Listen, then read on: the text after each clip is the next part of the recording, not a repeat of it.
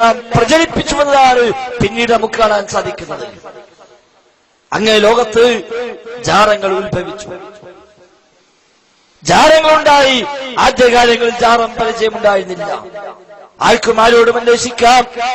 ഇസ്ലാമിക ചരിത്രത്തില് മുസ്ലിം ലോകത്ത് ജാറങ്ങൾ ഉണ്ടായത് എന്ന് മുതലാണ്.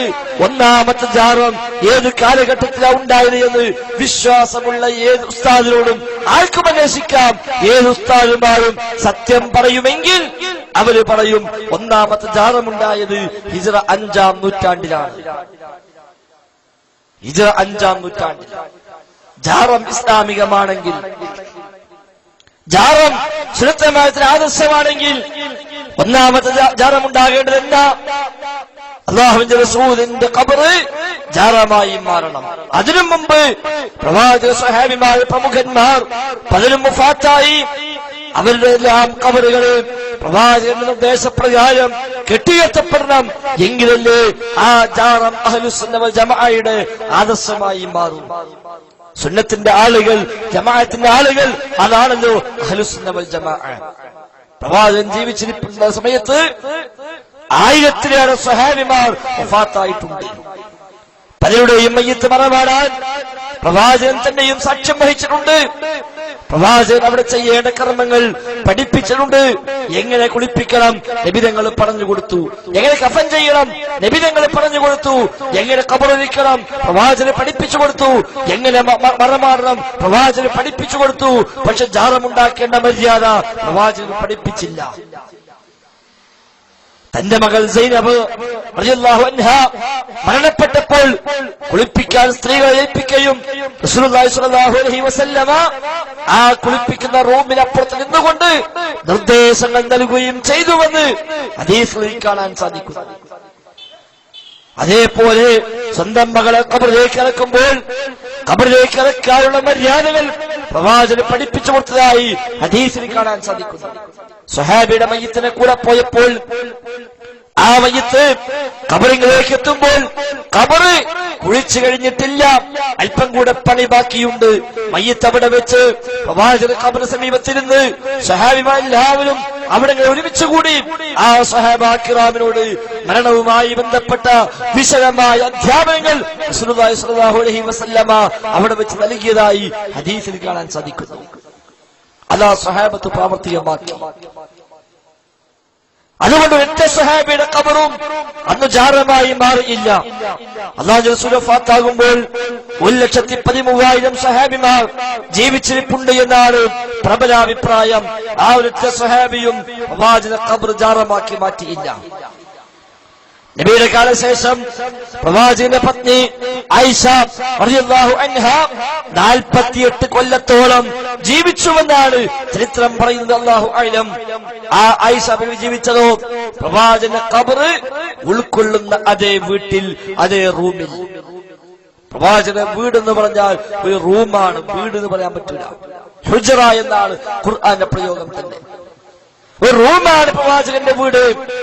ആ റൂമിലാണ് നബിയും ആയിഷാ ബിവിയും കഴിഞ്ഞിരുന്നത്. ആ റൂമിലാണ് പ്രവാചകൻ മറമാടപ്പെട്ടത്. ആ ഖബർ അവിടെ വന്നതിന് ശേഷം ആ ഖബറിന് ഇപ്പുറത്ത് ആയിഷ റളിയല്ലാഹു അൻഹാ ഒരു വിരി തൂക്കുന്നു. ആ വിരിക്കപ്പുറത്ത് ആയിഷ ബിവി താമസിക്കുന്നു. ഇപ്പുറത്ത് ആ ഖബറും സ്ഥിതി ചെയ്യുന്നു. പക്ഷെ ആ ഖബർ എല്ലാരും വന്നു കയറി പോകുന്ന, എല്ലാരും 5 വക്ത് നിസ്കാരം കഴിഞ്ഞാല് അവിടെ നിന്ന് കയറിയിട്ട് പണമെറിഞ്ഞു പോകുന്ന ഒരു കേന്ദ്രമായ ആ ഖബർ മാറിയില്ല. അല്ലാഹുവിന്റെ റസൂലിന്റെ പള്ളിയിൽ നിന്ന് ഒരു ഉമ്മറപ്പടിയുടെ വ്യത്യാസമാണ് ആ റൂമിലേക്കുള്ളത്. റൂമിനും പള്ളിക്കും കൂടെ ഒറ്റ വാതിലാണ്. ആ വാതിലിന് അപ്പുറം പള്ളി, ഇപ്പുറം വീട്. ആ വീട്ടിലുള്ള പ്രവാചകന്റെ ഖബർ 5 വക്ത് നമസ്കാരം കഴിഞ്ഞാൽ, വെള്ളിയാഴ്ച ജുമുഅ കഴിഞ്ഞാൽ സ്വഹാബത്തൊന്നാകെ കയറി യാസീനും അൽ ഫാത്തിഹയും ഓതി, ഒരാൾ ദുആ ചെയ്ത് മറ്റുള്ളവർ ആമീനും പറഞ്ഞ് അവിടെ പണമെറിഞ്ഞ് ചീരണിയും കൊടുത്ത് ആയിഷാ ബീവിയെ കൊണ്ട് ദ്വാരിപ്പിച്ചിട്ട് മടങ്ങിപ്പോകുന്ന ശൈലി അവിടെ ഉണ്ടായിരുന്നില്ല. പിന്നീട് സിദ്ദീഖുൽ അക്ബറിന്റെ ഖബറും ആ റൂമിൽ തന്നെ വന്നു. അവിടുന്ന് പിന്നെ 10 കൊല്ലം കഴിഞ്ഞപ്പോൾ ഉമർ ഖത്താബിന്റെ ഖബറും ആ റൂമിൽ തന്നെ വന്നു. അങ്ങനെ 3 ഖബറുകൾ ഈ ഉമ്മത്തിന് ജാറമുണ്ടാകാൻ വകുപ്പുണ്ടെങ്കിൽ ഉണ്ടാകാവുന്ന ഏറ്റവും വലിയ ജാറങ്ങൾ ഈ 3 മഹാന്മാർക്കാകണമല്ലോ. ആ 3 ഖബറുകൾ ആയിഷ ബീവിന്റെ വീട്ടിൽ ഒന്നിച്ചു കിട്ടിയിട്ടും ആയിഷ ബീവിക്ക് പട്ടിണിയായിരുന്നു. എന്തുകൊണ്ട്?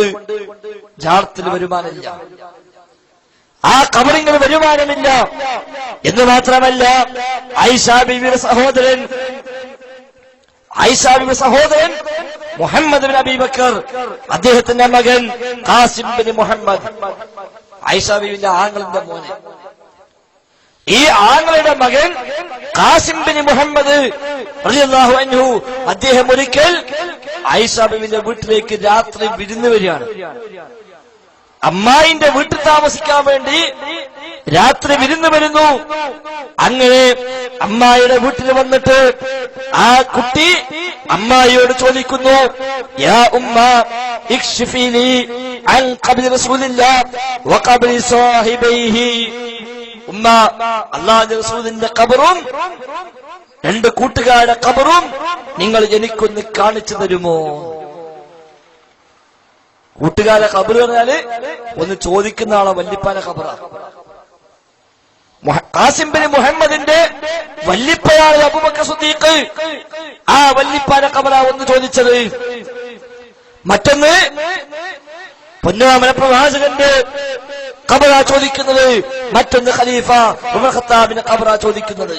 ഈ 3 ഖബർ എനിക്കൊന്ന് കാണിച്ചു തരുമോ? എന്താ ഇത് മനസ്സിലാക്കേണ്ടത്? അതിങ്ങനെ എല്ലാവരും കാണുവാൻ തുറന്നിട്ട് സദാസമയം ആളിങ്ങനെ കയറിയിറങ്ങി പോകുന്ന ഒരു സിയാർത്ത് കേന്ദ്രമായി അത് മാറിയിട്ടുണ്ടായിരുന്നില്ല എന്നല്ലേ അതിനർത്ഥം? അവര് പറയാ, അങ്ങനെ എന്റെ അമ്മായി എനിക്ക് 3 ഖബറുകൾ കാണിച്ചു തന്നു. ആ വിരങ്ങ് നീക്കിയിട്ട് ആ 3 ഖബർ കാണിച്ചു കൊടുത്തു. ഞാൻ കണ്ടു ആ ഖബറുകൾ ഭൂമിയുടെ നിരപ്പിനോട് നിരപ്പായി കിടക്കുന്നതല്ല, ആ ഖബറ് ഉയർന്നതുമല്ല ഭൂനിരപ്പുമല്ല, മറിച്ച് അത് ഉയർന്നിരിക്കുന്നത് എങ്ങനെ? 4 വിരലോളം ഉയർച്ചയുണ്ടതിന്. 4 വിരൽ ഇങ്ങനെ വെച്ചാൽ, 4 വിരൽ ഇങ്ങനെ പിടിച്ചാലുള്ള ഉയരം, ആ ഉയരമുണ്ടാ ഖബറിന് ചില റിപ്പോർട്ടിൽ ഒരു ചാണോളം. ഒരു ചാണ് തികച്ചില്ല, ഒരു ചാണോളം. അതാണ് 4 വിരൽ എന്നത്. ആ രൂപത്തിൽ പൊക്കിയായി മണ്ണിങ്ങനെ കൂട്ടി ഒരു അല്പം ഇങ്ങനെ പൊന്തിച്ച് ഒരു 4 വിരൽ ഉയരത്തിന് പൊന്തിച്ചതായി ഞാൻ കണ്ടു ആ ഖബറുകൾ എന്ന് സിദ്ദീഖുൽ അക്ബറിന്റെ പേരക്കുട്ടി ആയിഷ ബീവിയുടെ സഹോദരപുത്രൻ മുഹമ്മദ് ബിൻ ഖാസിം റളിയല്ലാഹു അൻഹു പറയുന്നു. ഇമാം അബൂദാവൂദ് ഉദ്ധരിക്കുന്നു. അതാണ് സ്വഹാബത്തിന്റെ കാലഘട്ടത്തിലെ ഖബറുകൾ. താബഈങ്ങളെ കാലത്തും അങ്ങനെ തന്നെയാണ്, താബിഈങ്ങളുടെ കാലത്തും അങ്ങനെ തന്നെയാണ്, ഷാഫി ഇമാമിന്റെ കാലത്തും അങ്ങനെയാണ്, 4 മദ്ഹബിന്റെ ഇമാമിങ്ങളുടെ കാലത്തും അങ്ങനെയാണ്. പിന്നീട് ഹിജ്റ 5-ാം നൂറ്റാണ്ടിൽ, കൃത്യമായി പറഞ്ഞാൽ 450 അഥവാ 5-ാം നൂറ്റാണ്ടില് ഇറാഖിലെ ശിയാക്കൾ ആദ്യമായി ഒരു ഖബർ കെട്ടിയുയർത്തി ജാറമാക്കി മാറ്റുന്നു. ഹുസൈൻ ഇബ്നു അലിയുടെ പേര്, അലി ഇബ്നു അബീ ത്വാലിബിന്റെ മകൻ ഹുസൈൻ ഇബ്നു അലിയുടെ പേരിൽ ഹിജ്റ 450 ഇറാഖിൽ 1ാമത്തെ ജാറമുണ്ടാകുന്നു. അതുവരെ ലോകത്ത് ജാറം പരിചയമില്ല. ഇത് കേൾക്കുന്ന ഏതാൾക്കും ആരെയാണോ വിശ്വാസമുള്ളത് ആ ഉസ്താദോട് പോയി ചോദിക്കാം, ഉസ്താദ് ഈ പദം ശരിയാണോ? 450 മുമ്പ് ലോകത്ത് ജാറമുണ്ടായിട്ടില്ല എന്നാ അയാൾ പ്രസംഗിച്ചത്, അത് ശരിയാണോ ഉസ്താദെ ചോദിക്കാം. അല്ലാതെ ഏത് ഉസ്താദ് പറഞ്ഞാലും ആ ഉസ്താദിനോട് പറയാ, എങ്കിലും ഉസ്താദെ ഒന്ന് എഴുതിത്തരീ. സ്വഹാബിമാരോ താബിഈങ്ങളോ ഏതെങ്കിലും ഖബർ കെട്ടിപ്പൊക്കി ജാറമാക്കി മാറ്റിയ ഒരു സംഭവം നിങ്ങൾ എഴുതിത്തരൂ, ഞങ്ങൾ കൊടുക്കട്ടെ അതിലെ സംഘാടകർക്ക് എന്ന് നിങ്ങൾ പറയുക. ഈ പ്രസംഗം കഴിയും മുമ്പ് കിട്ടുമോ എങ്കിൽ കൊടുത്തേക്കാം. ഈ പ്രസംഗം അവസാനിക്കും മുമ്പ് അങ്ങനെ വല്ലതും കിട്ടുമെങ്കിൽ ആർക്കും എഴുതി കൊടുത്തേക്കാം, ഒരു പ്രശ്നമില്ല. പക്ഷെ കാണാൻ കഴിയില്ല. പക്ഷെ ചില മുസ്ലിയാക്കന്മാര് പറയും ഹിജ്റ 204 ഇമാം ഷാഫി വഫാത്തായത്. ആ ഇമാം ഷാഫിയുടെ ഖബറിന് മീതെ കുബ്ബയുണ്ടല്ലോ, അപ്പോൾ 450 മുമ്പേ ഉണ്ട് മനസ്സിലായില്ലേ? ഇമാം ഷാഫി മരിച്ചത് 204. ആ ഇമാം ഷാഫിയുടെ ഖബറിന് മീതെ കുബ്ബയുണ്ട്, ശരിയാണ്. അപ്പൊ എന്ത് മനസ്സിലായി? അതിന് മുമ്പേ ഉണ്ട്. ഇമാം ഷാഫി മരിച്ചത് 204 ശരിയാണ്. പക്ഷെ കുബ്ബയുണ്ടായത് ഹിജ്റ 650. ഖബറുണ്ടായത് 204, കുബ്ബയുണ്ടായത് 650. അല്ലാതെ ഇമാം ഷാഫി മരിച്ച കാലത്ത് ഖബറിന് കുബ്ബുണ്ടായിട്ടില്ല.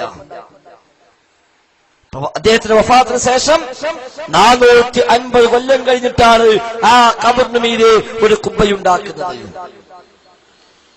അപ്പോൾ ഹിജ്റ 450 മുമ്പ് ലോകത്തിന് പരിചയമില്ല. പിന്നീട് കുബ്ബകളുടെ എണ്ണം കൂടി, കെട്ടിയെത്തിയ ഖബറുകളുടെ എണ്ണം കൂടി. അങ്ങനെ പല സ്ഥലത്തും കുബ്ബയുണ്ടായി. ആ കൂട്ടത്തിലാണ് മദീനത്തെ പള്ളിക്കും കുബ്ബയുണ്ടായത്. മദീന പള്ളിയുടെ മീതെയും കുബ്ബയുണ്ടായത് ഹിജ്റ 678. ഹിജ്റ വർഷം 678 മദീന പള്ളിക്ക് മീതെ കുബ്ബയുണ്ടായത്. അന്ന് ഉണ്ടായ കാലത്ത് പച്ചക്കുബ്ബയല്ല, അത് നീലക്കുബ്ബയായിരുന്നു. ഉണ്ടായ കാലത്ത് നീലക്കുബ്ബ. ആ നീലക്കുബ്ബ ഉണ്ടാക്കിയിട്ട് അത് ഉണ്ടാക്കിയ ആളുടെ വീട് തകർന്നു പോയി എന്നാണ് ചരിത്രത്തിൽ പറയുന്നത്. അപ്പൊ ആളുകൾ പറഞ്ഞു, അള്ളാഹുവിന്റെ റസൂലിന്റെ ഖബറിന് മീതെ പണിക്കാരൊക്കെ എത്തി അവിടെ ഒച്ചപ്പാടും ബഹളമൊക്കെ ഉണ്ടാക്കിയതിന്റെ കുരുത്തക്കേടാണ് അയാൾക്ക് തട്ടിയത് എന്ന് വരെ അന്ന് സംസാരം ഉണ്ടായിരുന്നുവെന്ന് അല്ലാമ സുംഹൂദി റഹിമഹുല്ലാഹ് രേഖപ്പെടുത്തിയിട്ടുണ്ട്. മദീനയുടെ ചരിത്രം എഴുതിയ, മദീനയിൽ ജീവിച്ച പണ്ഡിത അല്ലാമ സുംഹൂദി അദ്ദേഹം എഴുതി, ഈ കുബ്ബയുണ്ടാക്കാൻ നേതൃത്വം നൽകിയ ആളുടെ വീട് തകർന്നു വീണപ്പോൾ ആളുകൾ പറഞ്ഞു, ഇത് പ്രവാചകന്റെ ഖബറിന് മീതെ പണിക്കാരൊക്കെ എത്തി അവിടെ ആശാരിമാരെ കൊണ്ടുവന്നു, അവിടെ ഒച്ചപ്പാടും ബഹളമൊക്കെ ഉണ്ടായി, അതിന്റെ ആ ഒരു അധപകേടിന്റെ ശിക്ഷയാണ് ഇയാൾക്ക് ലഭിച്ചത് എന്നുവരെ അത് സംസാരമുണ്ടായി. 100 കൊല്ലം കഴിഞ്ഞപ്പോൾ ആ കുബ്ബ തകർന്നു വീണു. 100 കൊല്ലം പിന്നിട്ടപ്പോൾ ആ നീലക്കുബ്ബ തകർന്നു വീണു. അങ്ങനെ വീണ്ടും പുതുക്കിപ്പണിതു. ആ പുതുക്കിപ്പണിതപ്പോഴും കുബ്ബയുടെ നിറം നീല തന്നെയായിരുന്നു. ആ നീലക്കുബ്ബ ഏകദേശം 150 കൊല്ലം അല്ലെങ്കിൽ 200ഓളം കൊല്ലം അത് നിലനിന്നു. അപ്പോഴേക്കേശം 900 പിന്നിട്ടു ഹിജ്റ വർഷം. ആ സമയങ്ങളിൽ മദീന പള്ളിക്ക് തീപിടുത്തമുണ്ടായി. മുഅല്ലിന് രാത്രി വിളക്കൂതാൻ മറന്നിട്ട് പോയില്ല. ആ വിളക്ക് തട്ടിമറിഞ്ഞു, തീപിടുത്തമുണ്ടായി. മദീന പള്ളിയുടെ ഒട്ടുമിക്ക ഭാഗങ്ങളും പൂർണ്ണമായും കത്തി നശിച്ചു. ആ കുബ്ബയടക്കം തീപിടിച്ചു. അത് ചുമരുകൾ മുഴുവൻ കേടുപാടുകൾ സംഭവിച്ചു. അങ്ങനെ മദീന പള്ളി മൊത്തം രണ്ടാമത് നിർമ്മിക്കേണ്ടുന്ന സാഹചര്യമുണ്ടായി. ഹിജ്റ 10-ാം നൂറ്റാണ്ടിൽ 900-ന് ശേഷം. അങ്ങനെ ബാക്കിയുള്ള ഭാഗമെല്ലാം തട്ടി അവർക്ക് ക്ലിയറാക്കി രണ്ടാമത് നിർമ്മിച്ചു. ആ നിർമ്മാണത്തിലാണ് നീലക്കുബ്ബ പച്ചക്കുബ്ബയായി മാറി. അപ്പൊ 678 ഉണ്ടാക്കിയിട്ട് 300-350 കൊല്ലം നീലക്കുബ്ബയാണ്. പിന്നെ അവിടുന്ന് ഇങ്ങോട്ട് ഒരു 400 ചില്ലാനും കൊല്ലങ്ങളായി കുബ്ബ പച്ചയായി മാറി. ഏതായാലും അല്ലാഹുവിന്റെ റസൂല് സ്വല്ലല്ലാഹു അലൈഹി വസല്ലമ ഒരു കുബ്ബയുണ്ടാക്കാൻ നിർദ്ദേശം നൽകിയില്ല. സഹാബിമാരും ആ കുബ്ബ കണ്ടവരല്ല, അത് ഉണ്ടാക്കാൻ അംഗീകരിച്ചവർ അല്ല. താബിഉകളോ തബഉ താബികളോ ഇമാം ഷാഫി പോലുമോ ആ കുബ്ബ കണ്ടിട്ടില്ല. ഇമാം ബുഖാരി ആ കുബ്ബ കണ്ടിട്ടില്ല. മുഹീദ്ദീൻ ശൈഖ് ആ കുബ്ബ കണ്ടിട്ടില്ല. ഇഫായി ശൈഖ് കുബ്ബ കണ്ടിട്ടില്ല. അവരെയൊന്നും കാലഘട്ടങ്ങളിൽ അവിടെ കുബ്ബ ഇല്ല. ഈ പറയപ്പെട്ട മഹാന്മാരായ പണ്ഡിതന്മാരും പ്രബോധകന്മാരുമായ ഈ മഹാന്മാർ ജീവിച്ച കാലഘട്ടങ്ങളിലൊന്നും അവിടെ കുബ്ബയുണ്ടായിട്ടില്ല. പിൽക്കാലത്ത് 678 അവിടെ കുബ്ബയുണ്ടാകുന്നത്. പക്ഷേ പിന്നെ കുബ്ബകളുടെയും ഖബറുകളുടെയും ജാലങ്ങളുടെയും എല്ലാം എണ്ണം കൂടിക്കൂടി വന്നപ്പോൾ അവര് അവകാശവാദം ഉന്നയിച്ചു. ഇതാണ് അഹ്ലുസുന്ന വൽ ജമാഅ എന്ന്. ഇതാണ് സുന്നത്തെ ജമാഅത്ത് എന്ന് വാദം പിൽക്കാലത്ത് വന്നു. ആദ്യകാലങ്ങളിൽ ശരിയും തെറ്റും വേർതിരിക്കാൻ, വ്യാജനും അല്ലാത്തതും വേർതിരിക്കാനാണ് അന്ന് അഹ്ലുസുന്ന വൽ ജമാഅ എന്ന നാമം സ്വീകരിച്ചതെങ്കിൽ പിന്നീട് അതേ നാമത്തിന്റെ മറവിൽ തന്നെ ഈ വ്യാജനകൾ രംഗപ്രവേശനം ചെയ്തു. അങ്ങനെ 450 തുടങ്ങിയ കുബ്ബ എന്ന ജാറം എന്ന ഏർപ്പാട് അഹ്ലുസുന്നയുടെ ആദർശമായി പിൽക്കാലത്ത് പ്രചരിപ്പിക്കപ്പെട്ടു. ഇന്നിപ്പോ ജാറം പാടില്ലാതാണ് ഓം പുത്തൻവാദിയായി. ജാറം ഇസ്ലാമിയല്ല എന്ന് പറഞ്ഞാൽ അവൻ പുത്തൻവാദിയായി. അന്നോ ഉണ്ടാക്കിയ കുറ്റക്കേട് തട്ടുന്ന സംസാരം നാട്ടിലുണ്ടായിരുന്നത് നേരെ അട്ടിമറിഞ്ഞു. പിന്നീട് ആ ജാറവുമായി ബന്ധപ്പെട്ട് അവിടെയുള്ള ആളുകളെ കുറിച്ച് ഒരുപാട് കെട്ടുകഥകൾ, കറാമത്ത് കഥകൾ പ്രചരിപ്പിക്കപ്പെട്ടു. ധാരാളം അന്ധവിശ്വാസങ്ങൾ വന്നു. ആ ഖബറുകൾ ആരാധനാ കേന്ദ്രങ്ങളായി വഴിമാറി.